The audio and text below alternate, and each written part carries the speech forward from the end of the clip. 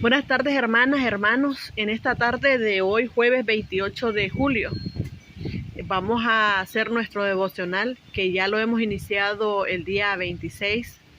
Y quiero comentarles antes de todo que la intención es que leamos la palabra de Dios, y aunque conmigo estemos compartiendo solo un versículo, traten de animarse, de motivarse a leer la porción completa para que comprendan el sentido de los textos bíblicos que estamos leyendo, porque a veces cuando uno lee solo un versículo pues no lo comprende bien, pero si leemos todo el entorno, todo el pretexto, el contexto del texto, va a ser más fácil para nosotros comprenderlo.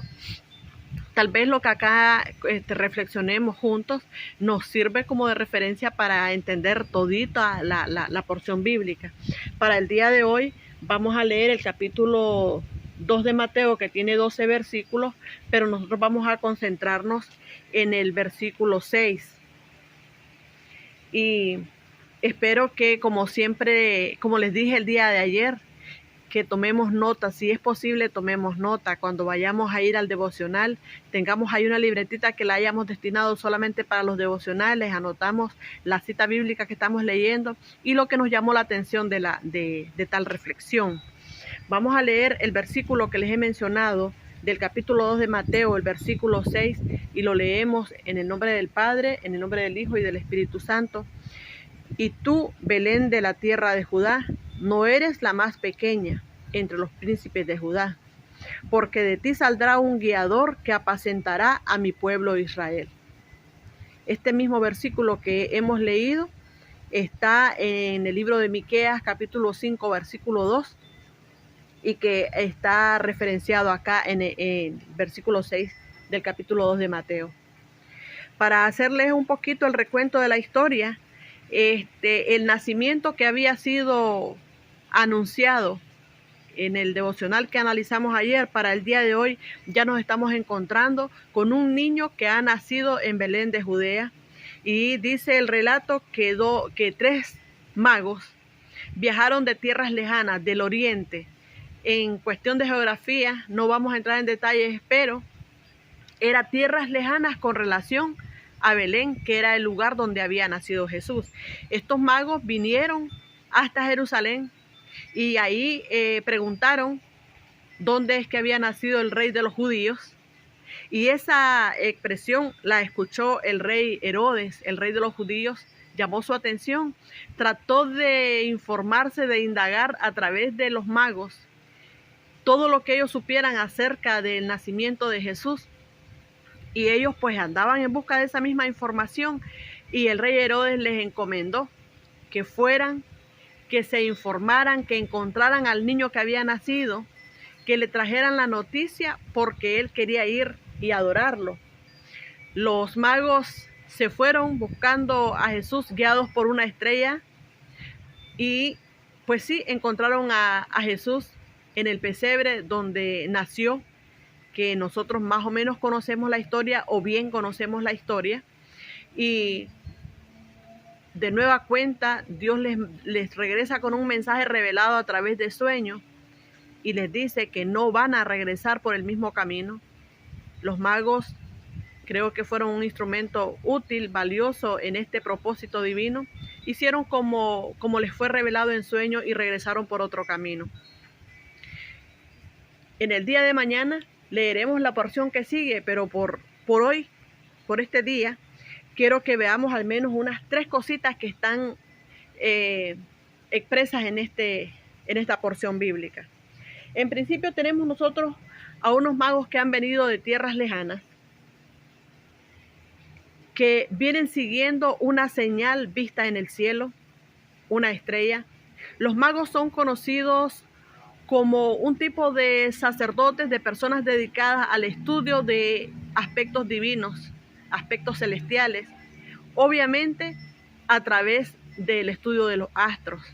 Siempre que un astro se revelaba, que una estrella indicaba tenía un comportamiento distinto al normal, entonces era el indicativo de que algo estaba Dios tratando de anunciar a la tierra. Y ellos asociaron estudios del Antiguo Testamento y esta señal del cielo que estaba relacionada con el nacimiento del rey de los judíos, porque en ese tiempo ya se sentía el ambiente y ya se sentía la necesidad de que hubiera un rey que viniera a suplantar toda esta estructura romana que en ese momento estaba asediando al pueblo. Y los magos vinieron buscando esa respuesta, buscando esa revelación a través de una estrella. Curiosamente, estos magos que vivían lejos tenían más información que los que estaban viviendo en el lugar donde estaba ocurriendo, se estaba desarrollando toda la eventualidad. El escenario era Jerusalén, bueno, un poco más al sur de Jerusalén, en Belén, que según la historia, Belén está a 9 kilómetros de Jerusalén. Y ellos vinieron, preguntaron, y Herodes, que en ese momento es el rey de los judíos, entonces él se da cuenta de la noticia. Y si quisiéramos indagar un poco acerca del comportamiento de Herodes, tenía él dos actitudes bien opuestas, polarizadas. Una es que era un buen rey en cuestión de que le resolvía al pueblo. El problema es que él tenía un apego al poder, que fue capaz de matar a cualquier persona que pudiera ostentar al poder. Mató a sus hijos, mató a su esposa, y cuando se dio cuenta del nacimiento de Jesús, que era el rey de los judíos anunciado, entonces él quiso saber dónde estaba y ya estaba ideando el plan para matarlo. Pero Dios, a los mismos magos que les permitió ver en revelación a través de los astros que había llegado el tiempo de que la salvación llegara, que el rey naciera, el rey celestial, el rey eterno naciera, ese mismo Dios ahora les da a ellos la iluminación para que no sean instrumento del plan maligno que tenía Herodes. Y les revela que ellos deben regresar por otro camino, y bien, lo hacen. Pero hay algo más curioso todavía. No solo que el escenario que era Jerusalén había ignorado esa revelación. Vinieron magos del lejano oriente y que no eran judíos. Existe, como les dije, algo más curioso, y es que los regalos, los presentes que traían los magos eran presentes proféticos, porque traen oro. Y en ese momento, oro era un presente que se podía entregar solamente a un rey. Y ellos traen oro como un reconocimiento absoluto de que quien ha nacido es el rey. Traen incienso, que es un símbolo de sacerdocio. Recuerden ustedes, y si no lo habían manejado, quiero comentarles que en el Antiguo Testamento solamente el sumo sacerdote podía presentar y hacer de mediador entre los hombres y Dios, y él era el único autorizado para presentar sacrificio. En este momento los magos están reconociendo que quien ha nacido es el único que puede ser mediador entre Dios y los hombres, que es Jesucristo hecho hombre. Y también traen mirra, que era un regalo, era un presente que simbolizaba la muerte. Y este presente entonces está simbolizando el sacrificio que este niño que está naciendo va a tener que hacer en beneficio de los pecados de la humanidad. Así que esta historia bíblica no es una historia para niños nada más. No es una historia para contarle a los niños cómo nació Jesús en Belén de Judea. Es una historia para que reflexionemos nosotros, los seres humanos, que ahora tenemos la oportunidad de leer esta construcción inspirada.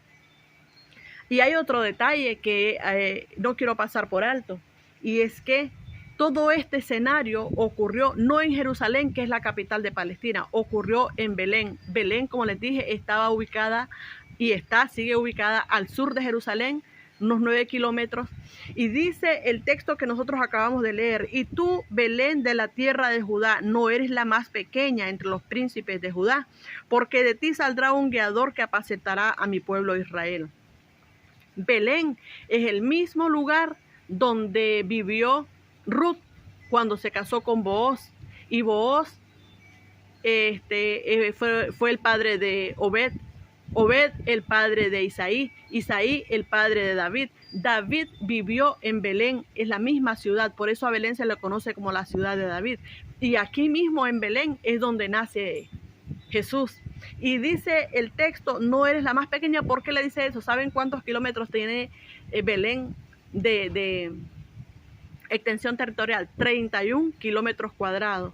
La mayoría de las personas que están escuchándome viven en el pueblo de San Isidro y conocen la extensión de San Isidro. San Isidro tiene 125 kilómetros cuadrados. Belén tiene 31 kilómetros cuadrados. Sí que era pequeño. Sí que es pequeño Belén. Pero como para Dios no hay nada imposible, toda esta historia divina se entreteje en un pueblo, en una localidad tan pequeña. Y por eso es que en algún momento se pensó y se dijo, ¿cómo es posible que de Belén pueda salir algo grande?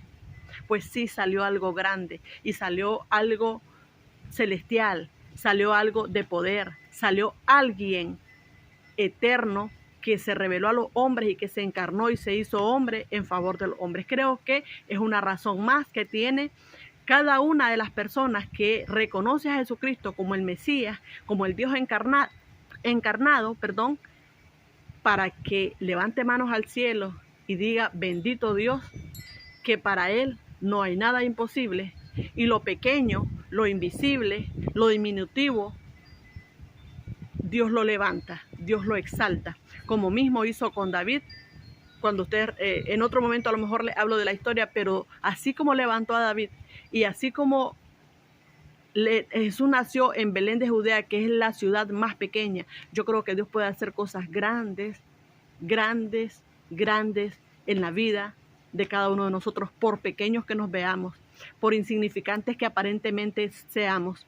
No importa qué sintamos, no importa qué vean en nosotros, lo importante es qué ve Dios y qué propósitos tiene Dios con la vida de cada uno de nosotros. Conectemos con propósitos divinos, conectemos con propósitos de Dios y entonces Dios hará. Que Dios les bendiga nuevamente. Espero que estemos siguiendo estas reflexiones, espero que estemos leyendo esta palabra de Dios. Son textos bíblicos probablemente conocidos, pero volvamos a la Biblia y hagamos una relectura del texto. Que Dios me los bendiga.